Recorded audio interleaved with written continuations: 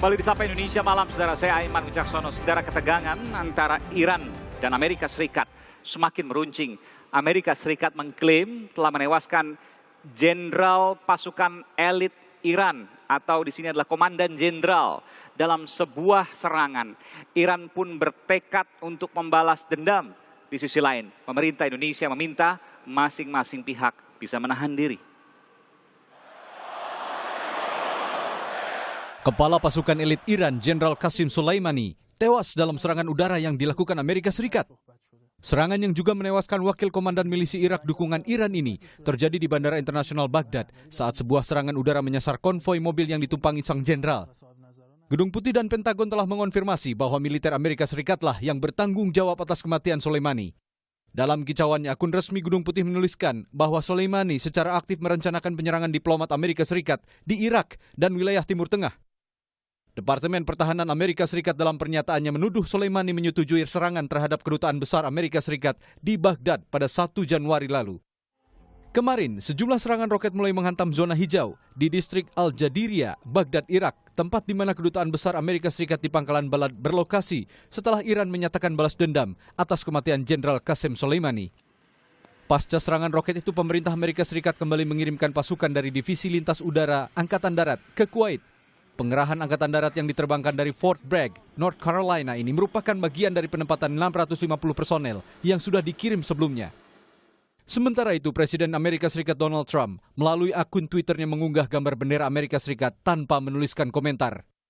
Pemimpin tertinggi Iran Ayatollah Ali Khamenei menunjuk Brigadir Jenderal Ismail Qaani yang naik pangkat menjadi Mayor Jenderal di Korps Garda Revolusi Islam dan Komandan Pasukan Elit Al-Quds. Ismail Qaani menyatakan tak akan gentar dengan Amerika Serikat. Justru dengan tewasnya jenderal pasukan elit negaranya akan semakin meningkatkan semangat untuk melawan Amerika Serikat.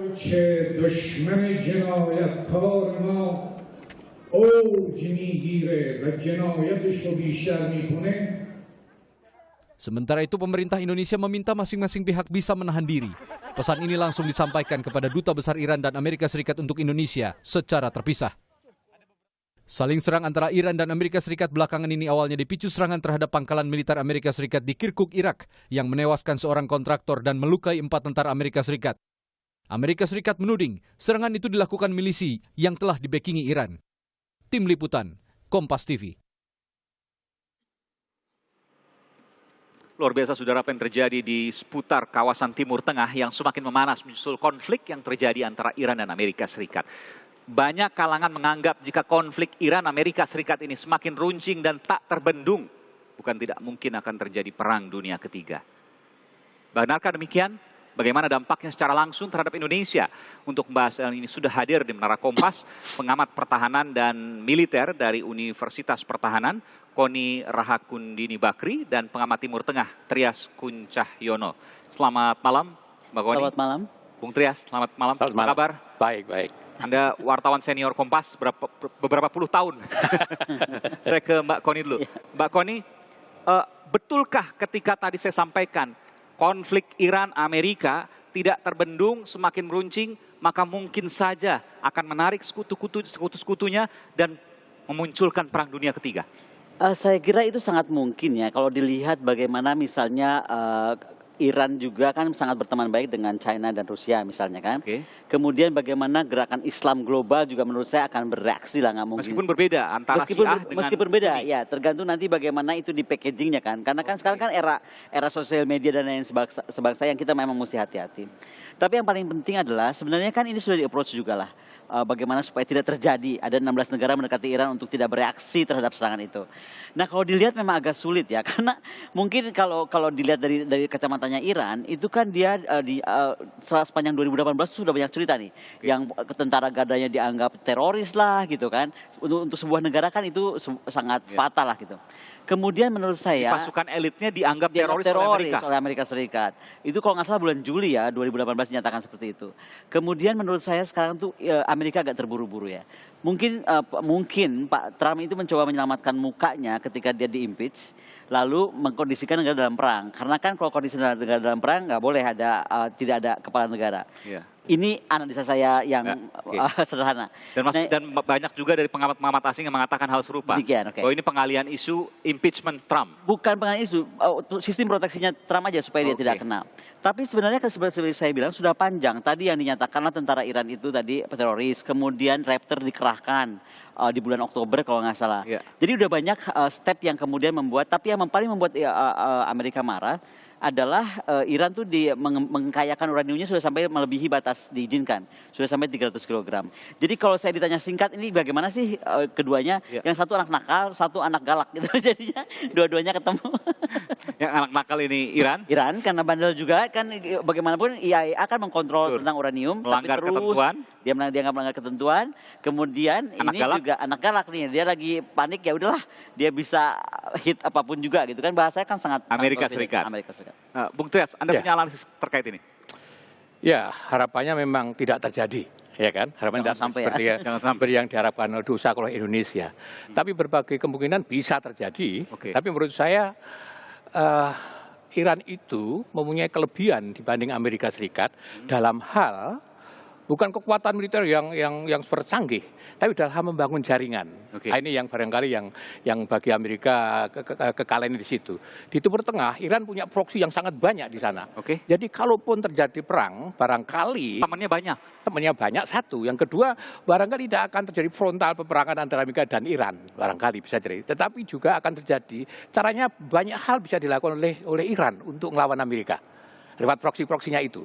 Di Lebanon ada Hezbollah, bisa nyerang Israel. Ya kan? Di Yaman ada juga. Di Afghanistan ada juga, di Irak pun ada juga kelompok-kelompok itu. Di Suriah ada juga kelompok-kelompok yang dibina quote-unquote oleh Iran. Jadi lewat cara itu barangkali bisa juga Iran menanggapi aksi pembunuhan terhadap Soleimani dengan cara seperti itu. Tidak frontal sebagai perang besar-besaran, tapi akan menyerang berbagai macam fasilitas. Kemungkinan berbagai fasilitas baik militer dan fasilitas Sporadis berarti ya? yang lain-lain di Amerika Serikat. Amerika punya pangkalan militer di Arab Saudi, Amerika punya di Uni Emirat Arab, ada tentara di Kuwait, ada Ya. itu bisa jadi sasaran. Saya paham apa yang Anda sampaikan. Jadi kalau frontal mungkin akan kalah. Bisa Tapi jadi ketika seperti kecil-kecil menggunakan jaringan-jaringannya ini mengganggu kepentingan-kepentingan Amerika dan sekutunya, Ya. mungkin itu yang akan dilakukan Iran. Bayang-bayang seperti itu, bayang saya. Karena kalau frontal gede-gedean secara teknologi militer, mungkin Mbak Ekoni lebih tahu, itu akan kalah. Iran tidak punya, memang punya untuk pengkayaan nuklir, tapi tidak punya senjata yang bisa ditembakkan langsung dari Iran sampai ke Amerika. Nggak ada punya rudal sejauh itu. Kalau ke Israel bisa, ke Arab Saudi bisa, kemana bisa semua. Tapi kalau perang frontal kan mereka juga punya teman banyak. Rusia misalnya yang besar. Akan Kemudian mikir panjang lebar Rusia untuk sampai ke sana. kecil kemungkinan. Ya, saya melihat Rusia akan mikir panjang lebar. Rusia memang punya kepentingan di Timur Tengah. Oke. Setelah Amerika mulai mundur. ya. Cina juga kawan dekat dengan Iran, tapi juga akan mikir apakah akan terlibat dalam perang seperti itu.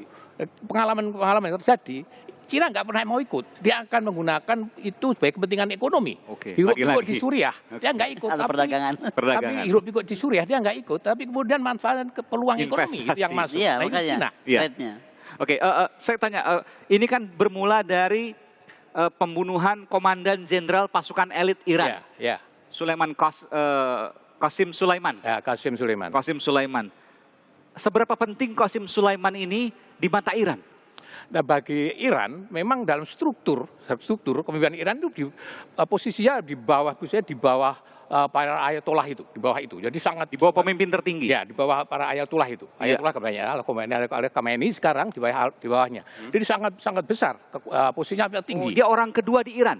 Boleh dikatakan seperti itu?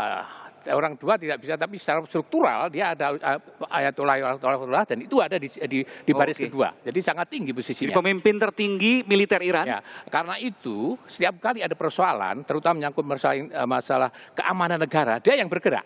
Sehingga kemarin dulu ada demonstrasi besar-besaran dan banyak orang yang tewas, dia dituding sama dia. Itu yang terjadi di Iran, Irak terjadi seperti itu, terjadi di Lebanon, bahkan terjadi di Iran sendiri. Itu dia dituding, dianggap sebagai berperanan besar. Karena memang kekuatannya besar sekali sebagai pasukan elit, garda revolusioner Iran, besar sekali kekuatannya. Jika kemudian ketika memang dia dibunuh, dia kemudian dibunuh tadi, maka efek yang terjadi, kemarahan militer Iran termasuk juga rakyat Iran karena Bisa digerakkan jadi. oleh militer Iran. Karena dia suka nggak suka diakui bahwa peranan dia sangat besar dalam usaha menumpas ISIS di Suriah. Oke. Sangat besar karena pasukannya dia masuk ke sana dari Iran. Dari Irak masuk ke sana. Sangat besar peranannya untuk menghabisi ISIS dengan mendukung rejimnya rejim Damaskus. Iya. Ya, jadi ini sangat besar. Jadi maka di dalam negeri sendiri sebetulnya juga kelompok yang tidak suka pada dia karena terlalu mengurusi dalam luar negeri, tidak mengurusi dalam negeri. Itu ada persoalan. Di banyak negara Timur Tengah juga macam-macam. Iya. Masyarakat di Irak misalnya, ada yang nggak suka, ada yang suka dengan tewasnya Qasim Soleimani. Ada yang tidak suka juga. Tidak suka karena mereka dianggap sebagai mencampuri urusan dalam negeri Iya. dan itu termasuk yang menggerakkan tentara untuk menumpas demonstrasi kemarin dulu itu. Iya. Ya kan? Kemudian di Libanon juga seperti itu. Ada yang nggak agak suka dengan tewasnya ini. Jadi masih campur aduk seperti Meskipun faktanya sekarang akan ada terjadi pembalasan oleh Iran, kita tidak tahu, tapi tadi sampaikan oleh Bung Trias bahwa bisa jadi bentuk-bentuk proksi-proksi Iya. kecil yang merupakan jaringan-jaringan dia, tapi itu cukup mengganggu. Nah, akan sangat mengganggu. apa efeknya untuk Indonesia? Kita akan lihat ke depan. Tentu ini perlu kita bahas. Nanti kita akan kembali saat lagi. Tetap bersama kami, saudara, di Sapa Indonesia Malam.